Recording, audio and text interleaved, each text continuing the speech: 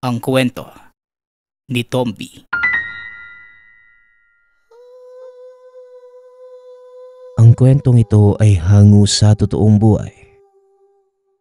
Mula ito sa isa nating tagapakinig.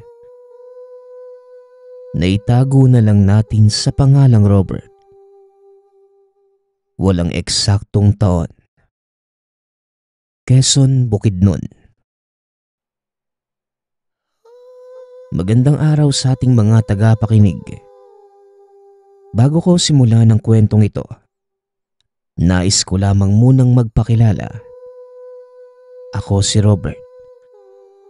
Mula sa katutubong pangkat na nakatira sa kabundukan ng Bukidnon. Hindi ko nababanggitin ang eksaktong lugar para na din mapangalagaan ang personal na pamumuhay ng mga taong nakatira dito. Bilang katutubo, marami kaming paniniwala, lalong-lalo na pagdating sa kagubatan at kalikasan. Para sa amin, sagrado ang lahat ng nasa gubat. Mapabato, naglalakihang puno, gumagapang na damo, insekto at mga hayop. Mataas ang pagpapahalaga namin sa mga ito dahil naniniwala kaming naninirahan sa kanila ang espiritu ng aming mga ninuno. Ang aking ama, isa sa mga nakakatandang pinuno ng aming tribo. Sila yung namamahala sa pakikipag-usap sa pamahalaan tungkol sa mga reforma o pagbabagong gagawin sa kabundukan, partikular sa lupang nasasakupan ng aming tribo. At bilang katutubo, naniniwala kami sa mga nilalang na nangangalaga ng aming kapaligiran. Isa na dito ang maalamat na nilalang na kung tawagin ay ikugan. Ayon sa alamat, ang nilalang na ito ay nahahawig sa malaking unggoy na may mahabang buntot, malalaking kamay at paa. Kadalasang naninirahan sa malalaking puno sa gitna ng kagubatan. Sinasabi ding ang mga ikugan ay kinakatakutan ng ilang mga ngaso sa lugar dahil nambibiktima ito ng mga tao, lalo na kapag walang kaukulang pahintulot ang pagpasok sa lugar.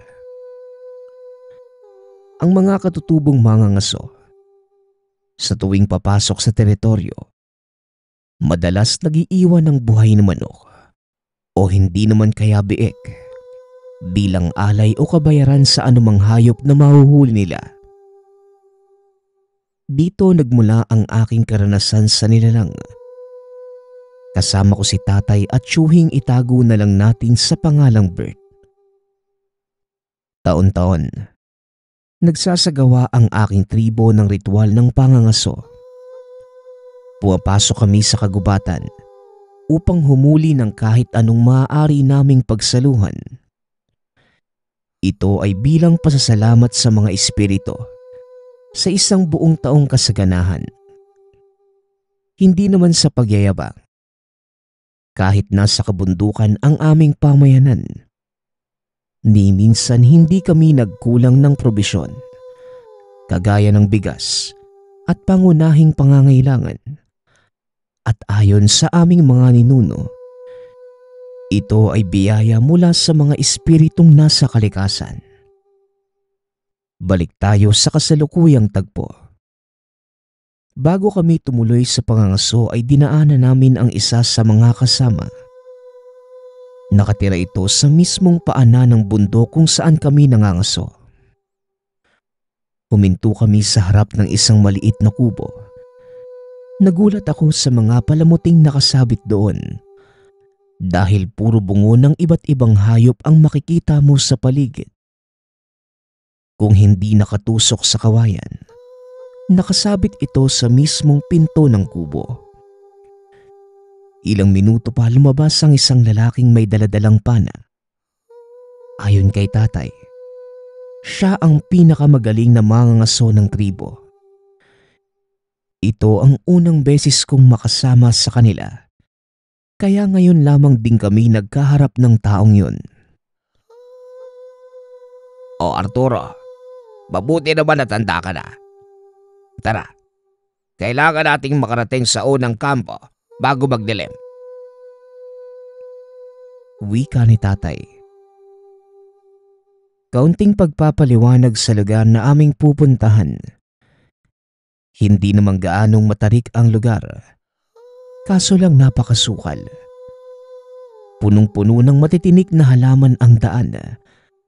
Kailangan pang tabasin ang mga damo dahil kung hindi, mag-iiwan ito ng mga buhok sa iyong balat na maaaring maging sanhi na matinding pangangati. Bukod pa dito, halos hindi rin napapasok ng liwanag ang kagubatan dahil sa kapal na mga punong tumutubo sa lugar.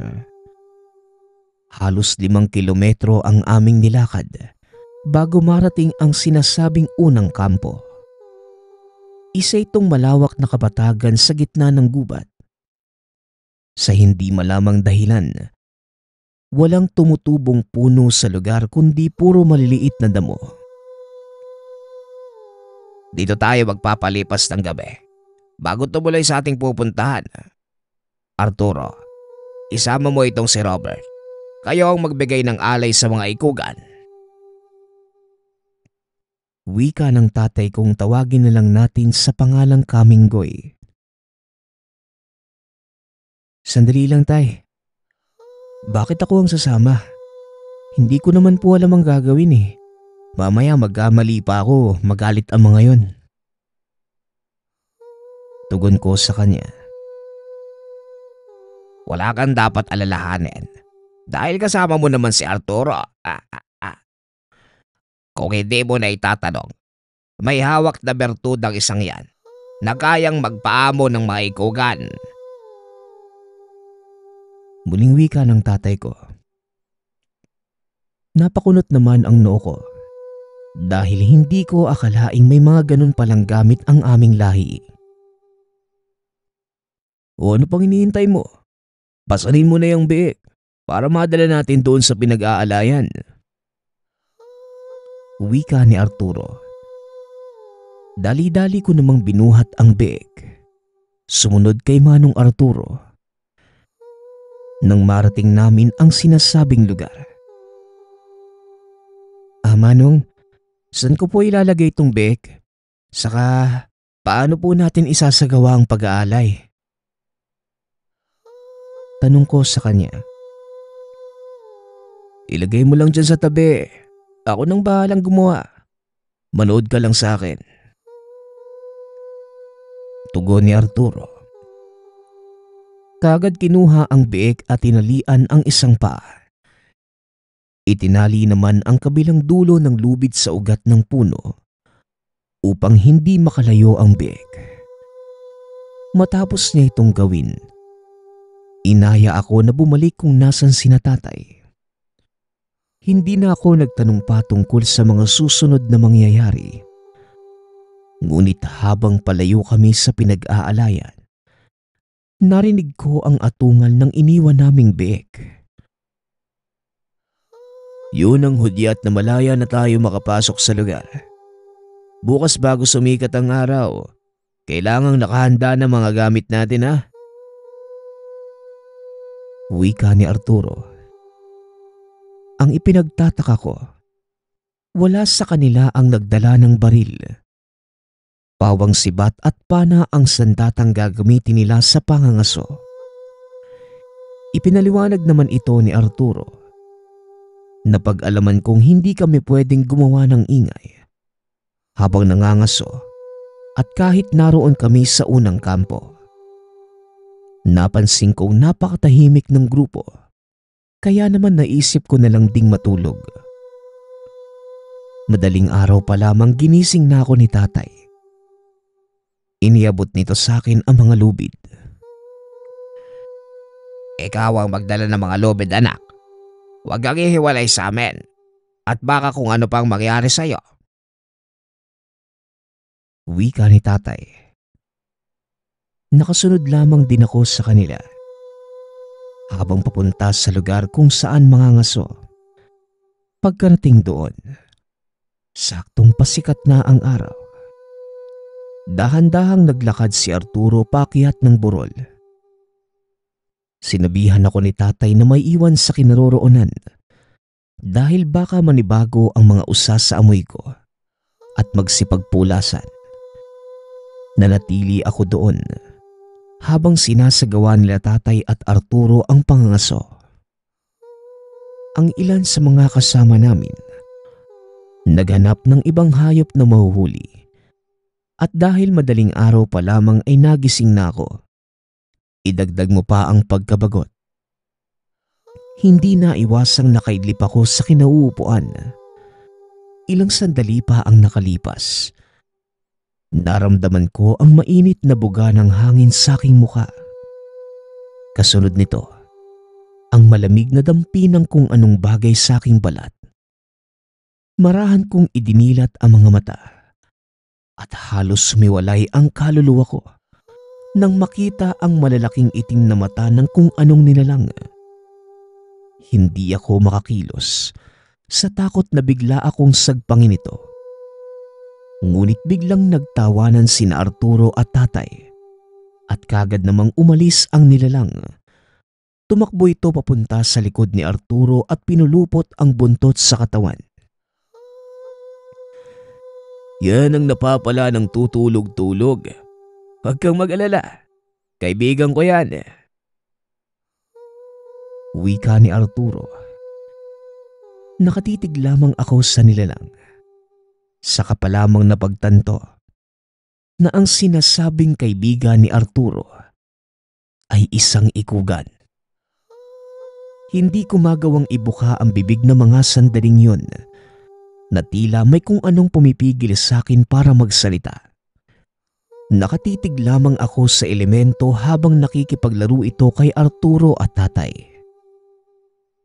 Maraming tanong sa isipan ko ng mga oras na yun at sa hindi may paliwanag na dahilan. Hindi ko ito mapakawalan. Ilang sandali pa ay nagsidatingan na ang ilan sa aming mga kasamahan. Muli nang umakyat sa puno ang ikugan. Nakakamangha ang pagkilos nito na sa kabila ng makapal na dahon ng punong tinitirahan, hindi ito gumagawa ng mga kaluskos. Nanatili akong nakatingala sa puno habang pinagmamasdan pa din ang dalawang matang nakatitig sa akin. Nang mawala ito, saka pa lamang ako nagkaroon ng lakas ng loob para kausapin si Arturo. Naupo ako sa tabi nito. Nung umpisa nagdadalawang isip pa. Ngunit laking gulat ko nang si Arturo na mismo ang mag-umpisa ng kwento. Alam kong marami kang tanong sa isip mo, Robert. Isa na dito ay kung paano kung napaamo ang ikugan. Alam mo, hindi naman sila kasing hiwaga ng inaakala natin eh. Simpleng unggoy lang din sila. Mas matalino nga lang at marunong sumunod sa taong may hawak nito. Wika ni Arturo habang pinapakita sa akin ang itim na bagay na hugis pangil. Manong, ano po ba yung hawak ninyo? Pangil ito ng isang amahang ikugan o yung pinakamalaki sa kanilang lahat. Alaga yun ng tatay ko nung nabubuhay pa siya. Iniwan niya tong pangil na to kasama yung ikugan nung namatay siya.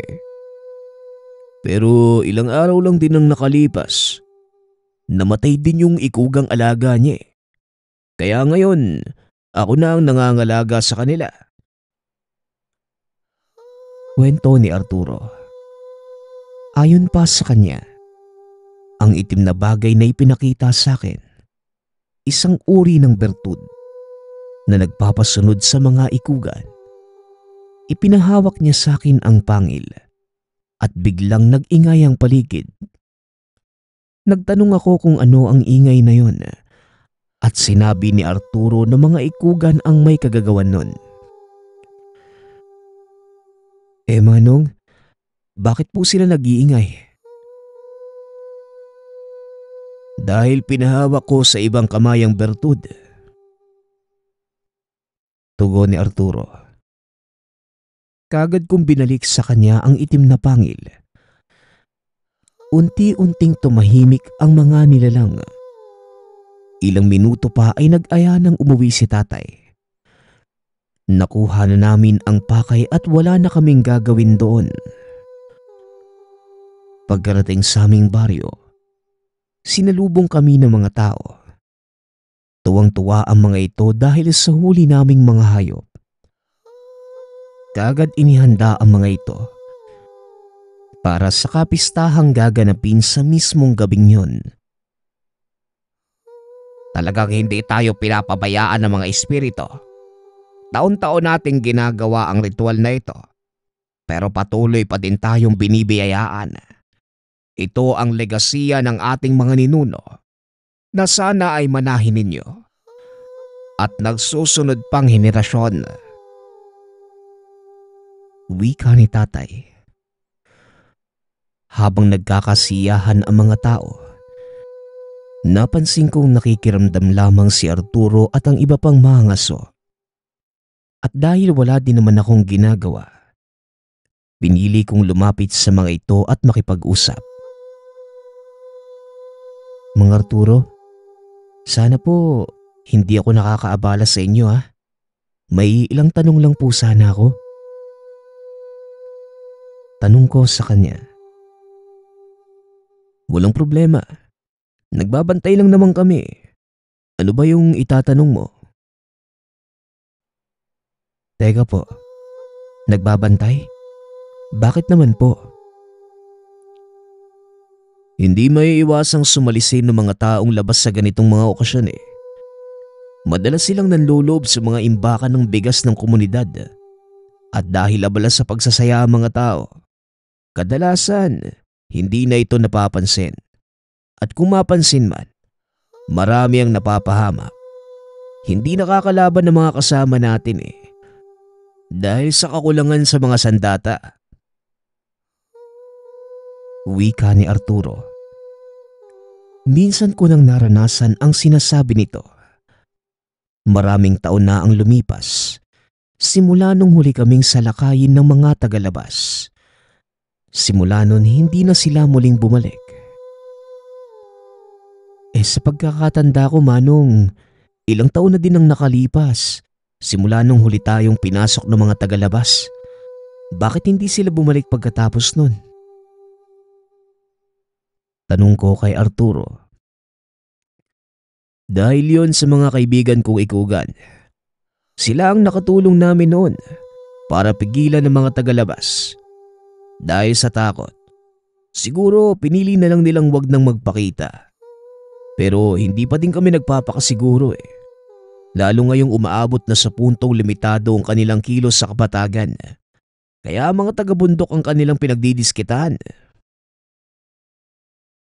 Tugon ni Arturo. Kinuha ko ang pagkakataon para matanong ang tungkol sa mga ikugan.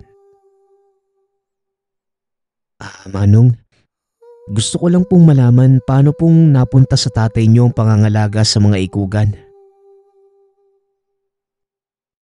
Ang mga ikugan kasi, kagaya lang din sila ng mga sigbin. Ang pinagkaiba lang nila sa mga sigbin, nangangailangan ng mga sisidlang tirahan. Samantalang ang mga ikugan naman, hindi. Simula noon, katuwang na sila ng tribo natin. Pero ang pinakaninuno ko, ang kauna-unahang nakakuha ng bertud nila. At simula noon, sinusunod na ng mga itong sino mang may hawak ng pangil na itim. Pagpapaliwanag ni Arturo. Hindi po ba mapanganib ang mga ikugan? Tanong ko sa kanya. Hindi ko alam kung saan nanggaling ang mga katanungan. Ang tanging nasa isip ko na mga sandaling yun, makilala ng lubusan ang mga nilalang na nangangalaga sa aming tribo. Sila ang pinakamabangis na nilalang sa gubat, Robert. Kaya sila kinakatakutan. Dahil ang makapal nilang balahibo, hindi tinatabla ng anumang sandata. Pero kagaya ng lahat ng nilalang, may kahinaan din ng mga ito. Ang kanilang buntot Sa oras na mahawakan mo ito, manghihina sila. Pero napaka-imposibleng mangyari yun dahil napakabilis kumilos ng mga ikugan. Tugon ni Arturo. May ilang bagay pa itong sinasabi, ngunit nawala na din sa isip ko dahil bigla akong nakaramdam ng antok. Hindi pa man natatapos ang kasiyahan, pinili kong pumasok na ng kubo at matulog. Ngunit hindi pa man nagtatagal, binalot na mga sigawan ang paligid. Kasunod nito ay mga alingaw-ngaw ng putok ng baril. Dali-dali akong bumangon, sumilip sa labas ng kubo. Nanlaki ang mga mata nang makita ang grupo ng kalalakihang pinagbabaril ang ilan sa aming mga katribo. Tumatawa pa ang mga ito habang pinagpapapatay ang mga katutubo. Dahil sa sobrang takot, hindi ko nagawang lumabas ng kubo. Ngunit may biglang sumipa ng pinto. Nakahinga ko ng maluwag nang makitang si Tatay at Arturo pala ang may gawa nun. Bilisan mo. Lumabas ka na ng kubo at magpunta sa gubat. Lahat ng kalalakihan ay pinagpapatay nila. Wika ni Tatay. Tinignan ko ang nangyayari sa labas. Nakita ang ilang kababaihang nakaupo sa lupa habang napapaligiran ng mga kalalakihang armado. Tay, ano pong maaari nating gawin? Tanong ko sa kanila. Sa ngayon, kailangan muna nating umalis bago pa nila tayo mahuli. Saka na lang natin pag-usapan ng mga gagawin pag nasa ligtas na lugar na. Tugon ni Arturo. Dali-dali akong lumabas ng tahanan. Nagpunta sa kagubatan. Nakasunod sina Tatay sa akin ngunit hindi ko alam kung saan pumunta si Arturo. Huwag kang mag-alala tungkol kay Arturo. Kaya niyang pangalagaan ang sarili niya. Isipin mo muna ang kaligtasan mo. Wika ni Tatay. Nang mapansin itong panay ang lingon ko sa nasusunog naming baryo. Ilang sandali pa, narating namin ang ilan sa mga kasamahang katutubo. Halos pagsakluba ng langit ang mga ito habang pinapanood na matupok ang kani-kanilang mga tahanan. Hindi ko akalaing sa loob ng mahabang panahon muli babalik ang mga tagalabas. Naging panatag tayo na hindi na sila babalik pa. Wika ni Tatay. Kitang-kita ang panlulumo sa aking mga kasamahan. Ngunit biglang nabuhayan ang mga ito nang marinig ang malalakas na hiyawan mula sa kagubatan. Hindi nga ako nagkamali sa aking hinala. Sunod-sunod na nagtalunan ang mga anino mula sa kakahuyan. Mahaba ang buntot at napakalalaki na mga paa at kamay. Nandito na ang mga ikugan.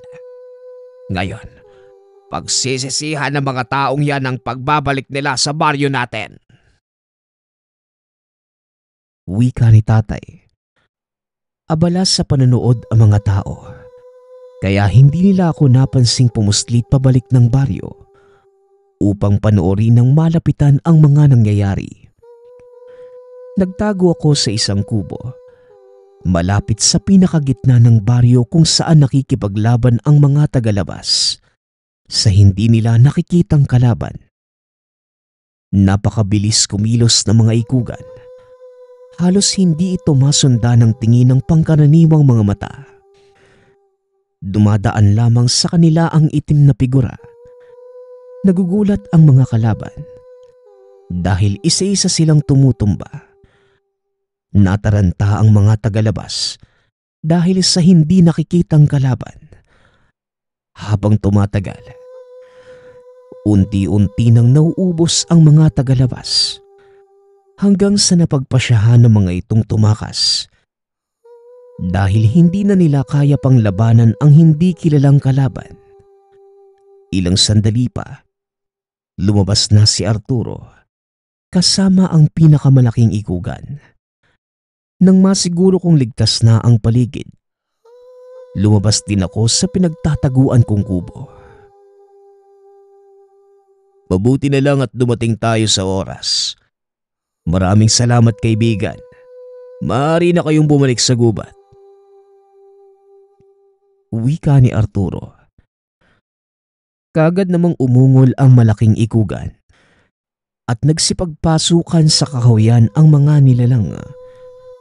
Bagaman marami ang nasirang kabahayan, masaya naman ang aming tribo dahil walang namatay at hindi nakuha ang mga imbak naming bigas.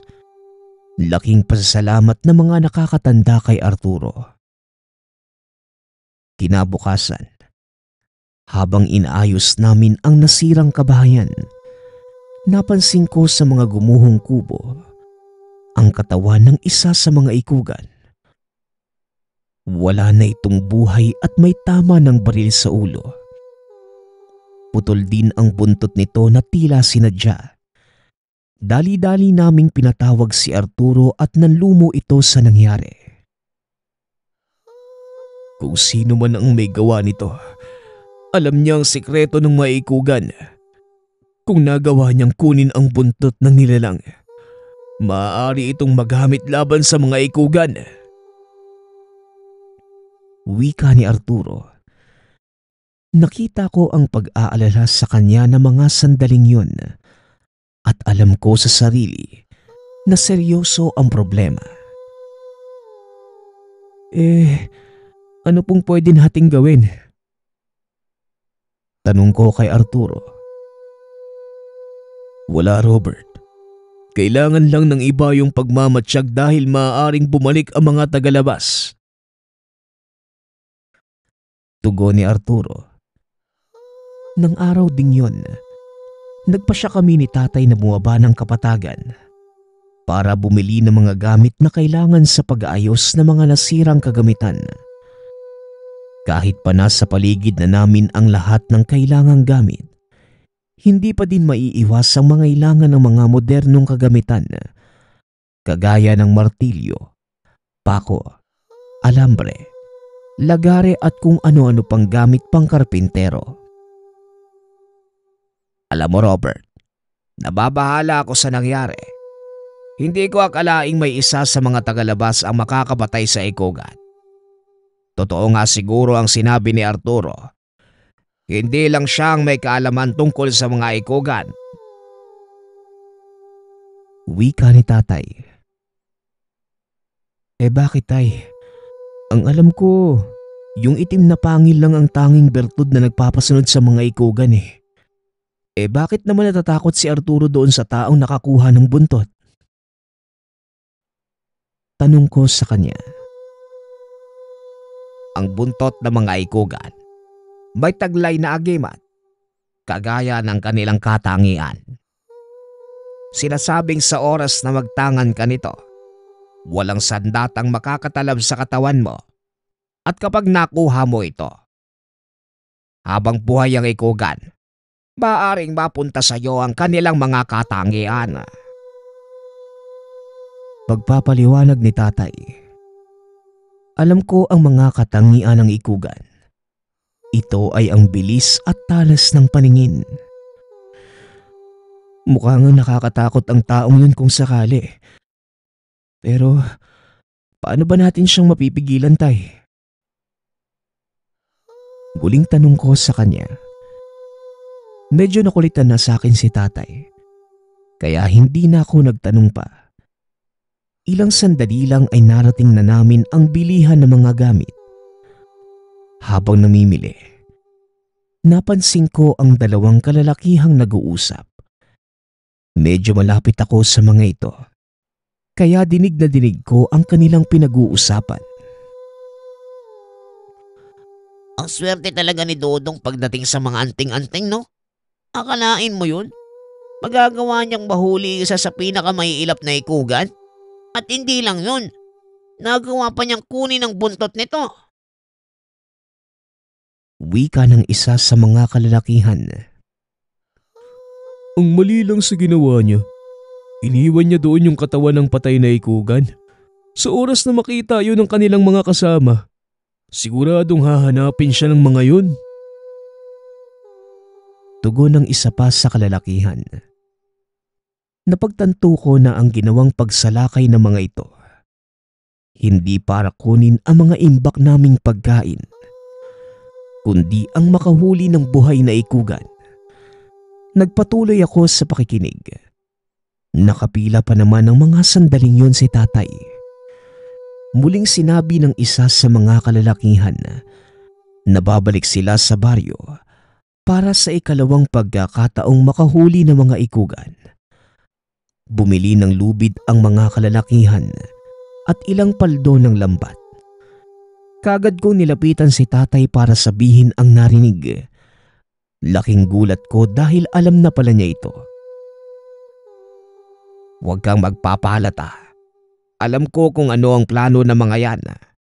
Kaya pagkatapos dito, bumalik na tayo sa baryo. Wika ni tatay. Dali-dali kaming naglakad pabalik sa baryo at pagkarating doon, kagad kinausap si Arturo. Sinasabi ko na nga bang yun ang plano nila eh. Salamat po Kaminggoy. Huwag kang mag-alala. Alam ko na ang gagawin. Tugon ni Arturo. Kinagabihan, matyagang nagbantay ang ilan sa mga katribo. Ngunit walang dumating na kalalakihan. Kinabukasan, maagang pinulong ni Arturo ang mga mangangaso, maging ang ilang kalalakihan. Hindi sila sumugod kagabi dahil alam nilang naghahanda pa tayo. Aabutin pa ng ilang araw bago sila sumugod at yun ang kailangan nating paghandaan. Wika ni Arturo. Inilahad nito ang plano sa aming mga kasamahan. At nang matapos ang pagpupulong, kagad na ding nagsialisan ang mga mangangaso at bumalik sa kanya-kanyang mga gawain. Samantalang ako naman, kabadong-kabado sa mga mangyayari, kaya pinili kong hanapin si Arturo. Natagpuan ko ito sa gitna ng gubat. Akmang lalapit na sana pero napansin ko may ginagawa ito. Nanatili ako sa kinatatayuan habang nakatago sa isang puno. Nagtanggal ng damit si Arturo. Inilabas ang itim na pangil mula sa bulsa.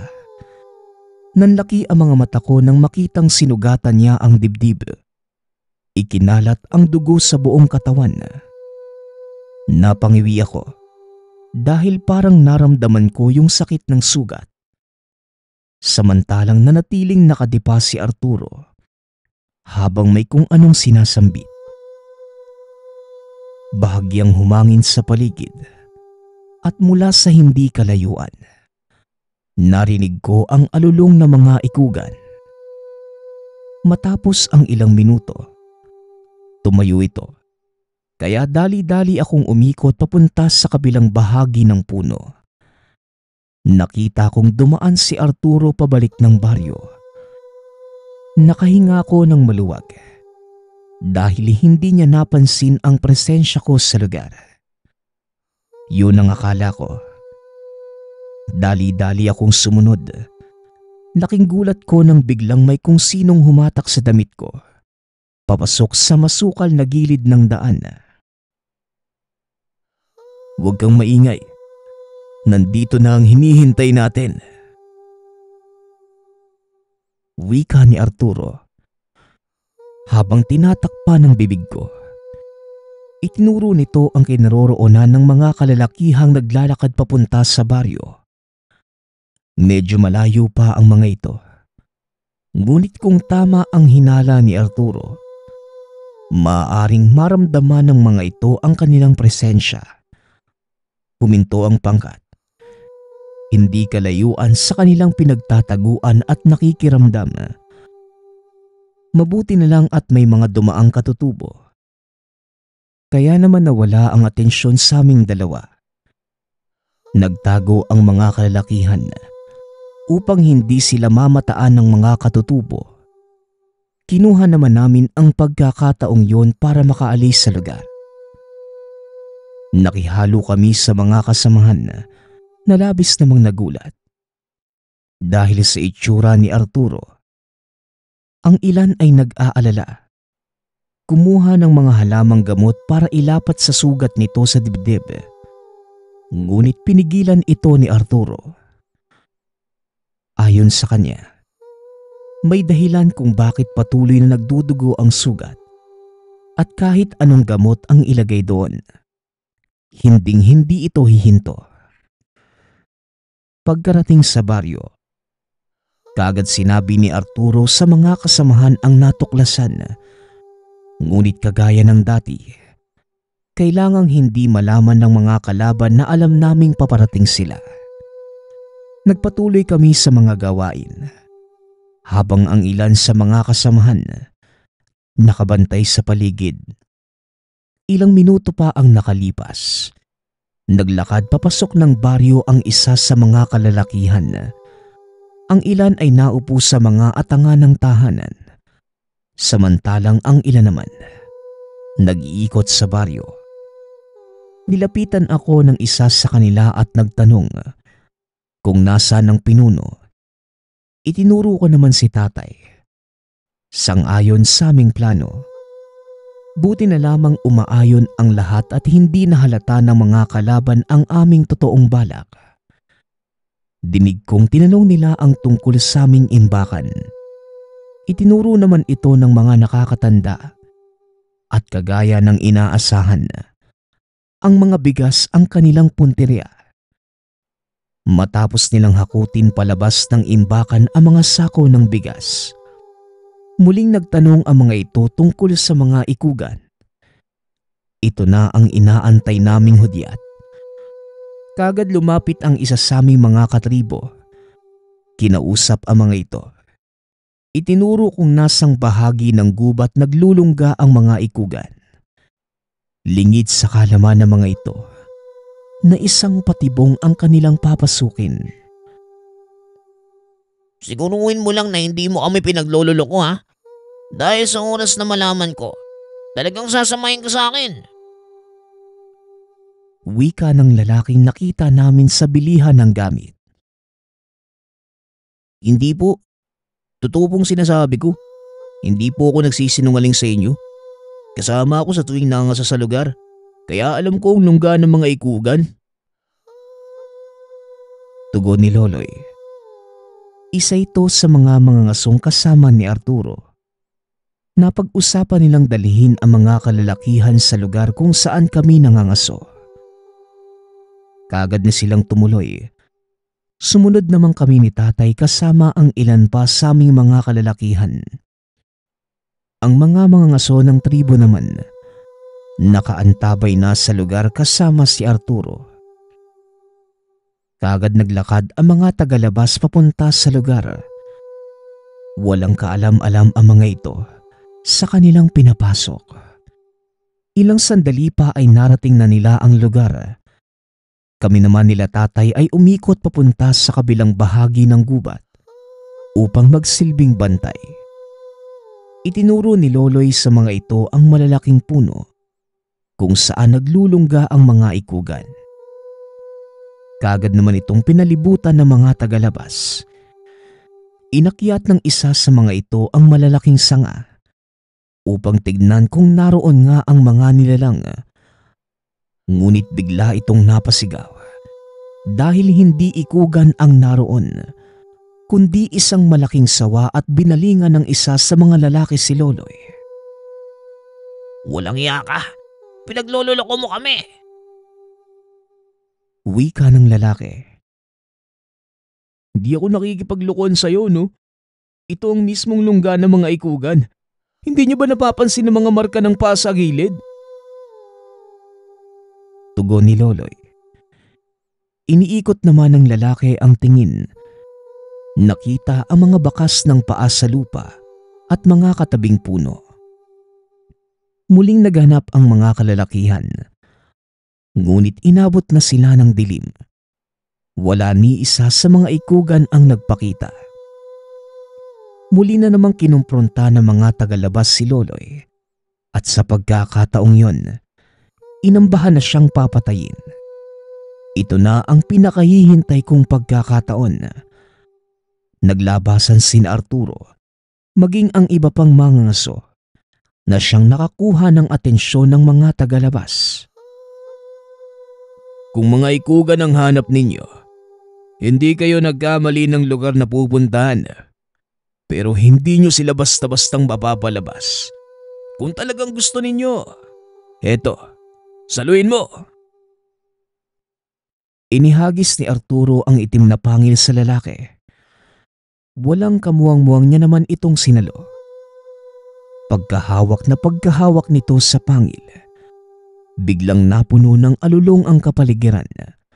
Kasunod nito ay mabibigat na hakbang na mga paa sa lupa. Mula sa mga puno, naglabasan ang mga ikugan. Ramdam ang galit sa mga ito.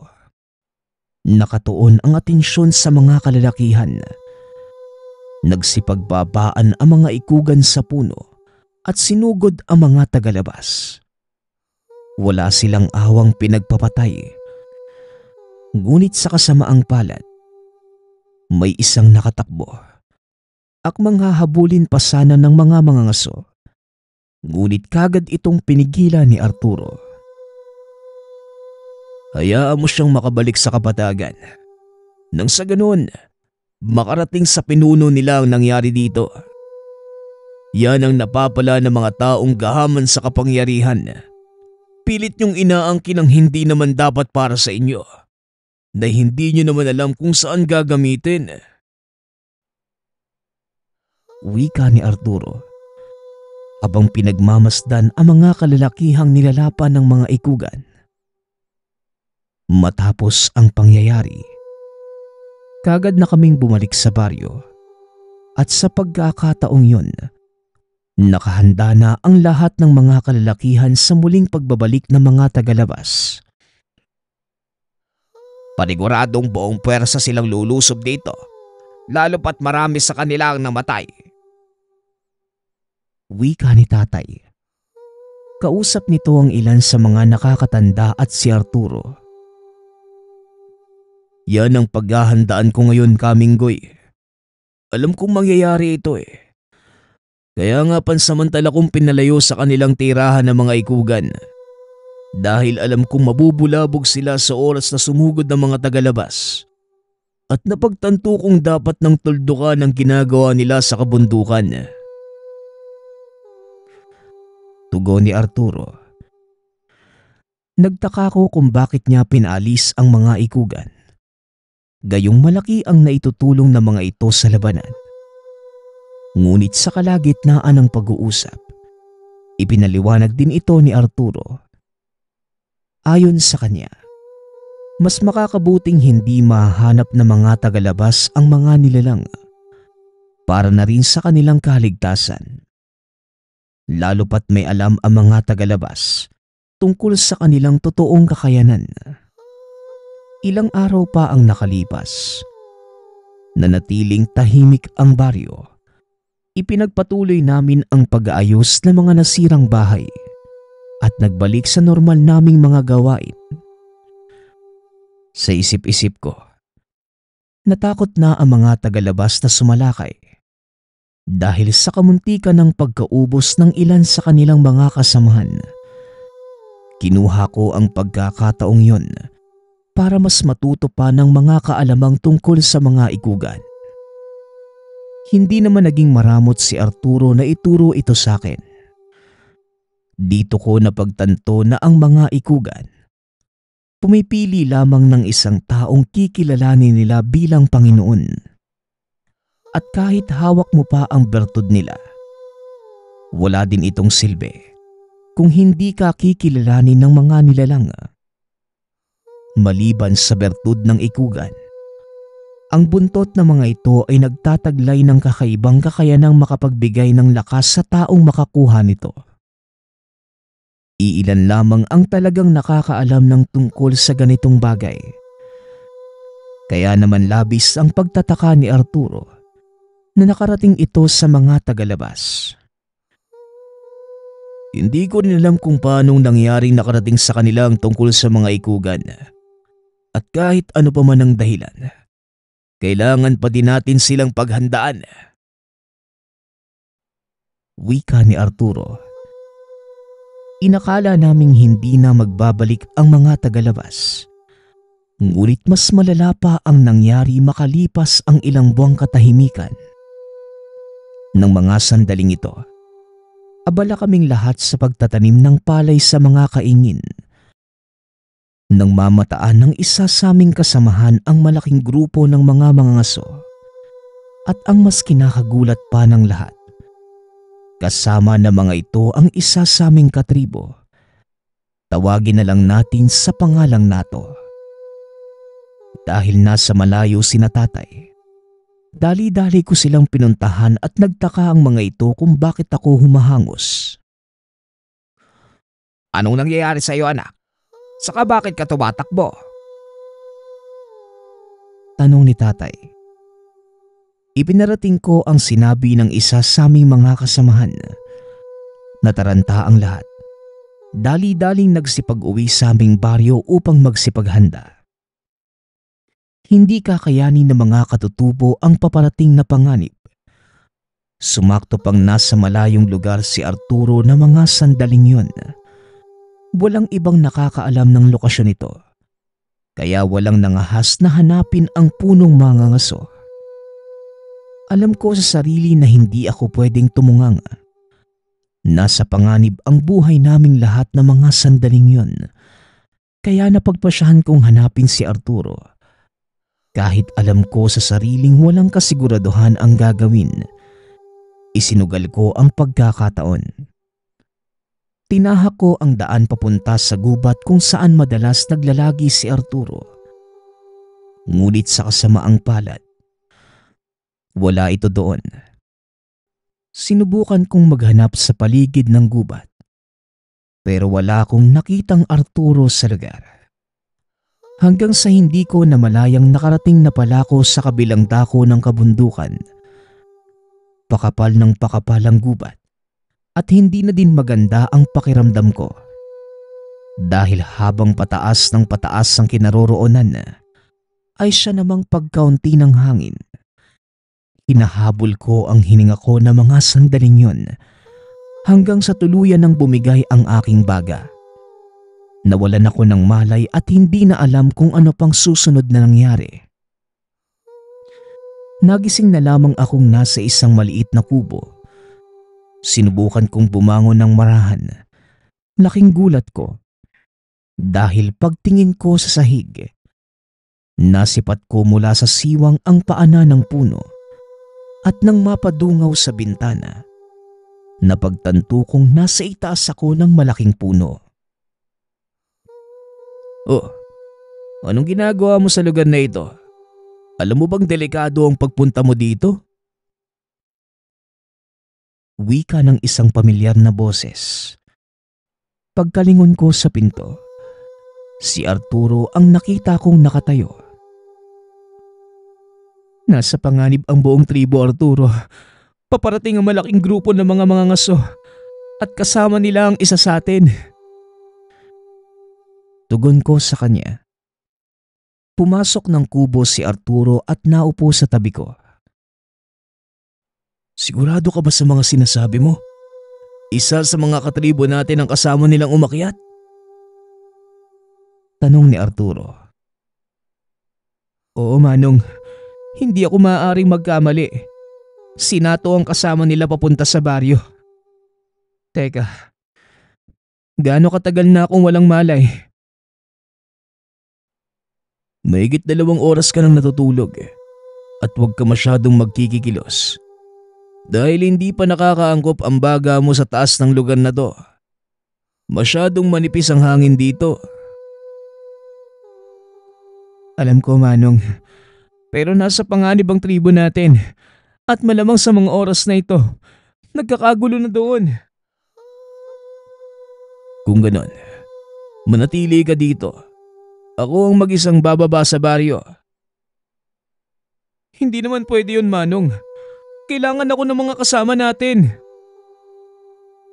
Pwes, kung yan ang pasya mo, sige, bilisan mo at huwag ka lang maging pabigat sa akin. Kunin mo ang panang yan at sundan mo ko. Matapos ang pag-uusap namin yon, dali-dali kaming bumaba sa puno. Nagpakawala ng malakas na sipol si Arturo at ilang sandali lang ay nagpakita ang malaking ikugan. Namangha ako sa ginawa ng dalawa dahil napakabilis naming nakarating sa baryo. Ibang daan ang tinahak namin. Tinandaan ko ang bawat punong nadaanan ko at ni isa sa mga tandang ito ay wala akong nakita. Pagkarating sa bukana ng baryo, sinabihan akong huwag magpapakita sa mga kalaban. Manood lamang sa mga gagawin niya at hanggat maaari, manatili sa ligtas na lugar. Bakit naman, Manong? Hindi mo na kailangan pang itanong ang bagay na yan. Ikaw lang ang tinuruan ko tungkol sa mga ikugan. Kaya kailangan mong manatiling buhay para kung sakaling may mangyari sa akin, may isang taong magpapatuloy ng sinimulan ko. Tugon ni Arturo. Nagulat ako sa mga sinabi niya. Hindi na ako nanlaban pa. Kagaya ng sinabi nito, nanatili ako sa pinagtataguan at nanood sa mga mangyayari. Walang kaalam-alam ang mga tagalabas sa kanilang kakaharapin. Nakita ko si Arturo na dahan-dahang naglalakad papasok.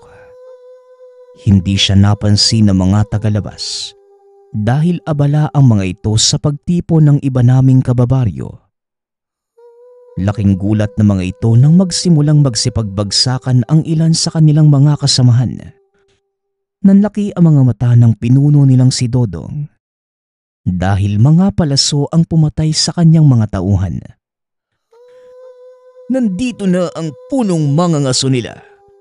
Magsihanda kayo dahil paniguradong kasama niya ang pinakamalaking ikugan. Yun lang naman ang pinunta ko dito. Wala na akong pakialam sa iba. Wika ng kanilang pinuno. Sa oras na mahuli mo yung ikugan na yon, huwag mong kakalimutan yung pinangako mo sa akin, ha? Tugon naman ni Nato.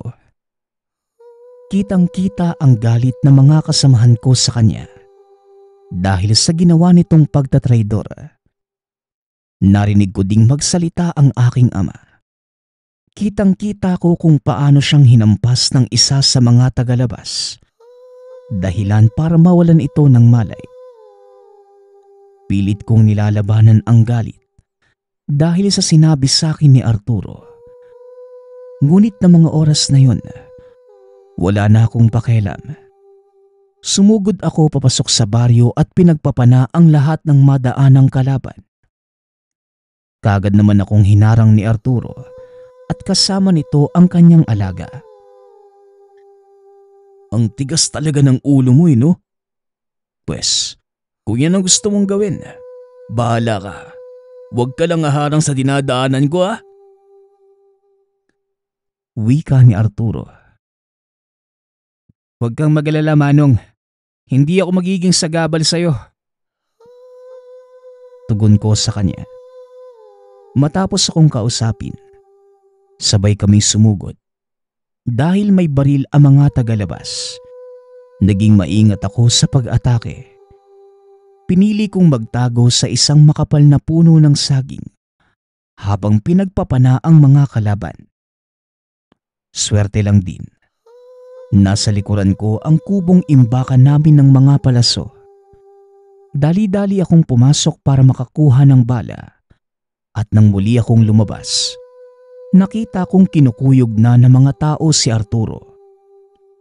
Akmang lalapit pa sana ako, nang bigla namang magtalsikan ang mga ito. Nanlaki ang mga mata ko sa ginawa ng punong mangangaso. Hindi ko akalaing may tinataglay na kakaibang lakas itong si Arturo. Ngunit ang mas kinagulat ko ay ang buntot na tumubo sa kanyang likuran. Noon ko lamang ito napansin.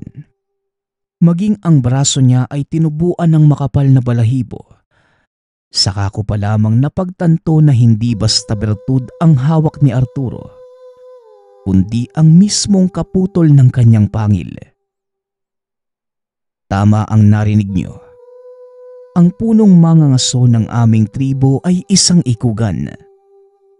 Nagulat si Dodong sa nakita. Lalong nagkaroon ng interes na mahuli si Arturo. Sinugod niya ito gamit ang itak, sa pag-aakalang magagawa niyang patayin ang nilalang. Ngunit sa kasamaang palad, hindi tumalab sa katawan ni Arturo ang mga pag-atake. Nanatili ako sa kinaroroonan. Pinanood ko ang napakagandang laban ng isang ikugan at isang taong may hawak ng bertud. Malinaw ang tagumpay ni Arturo na mga sandaling yon.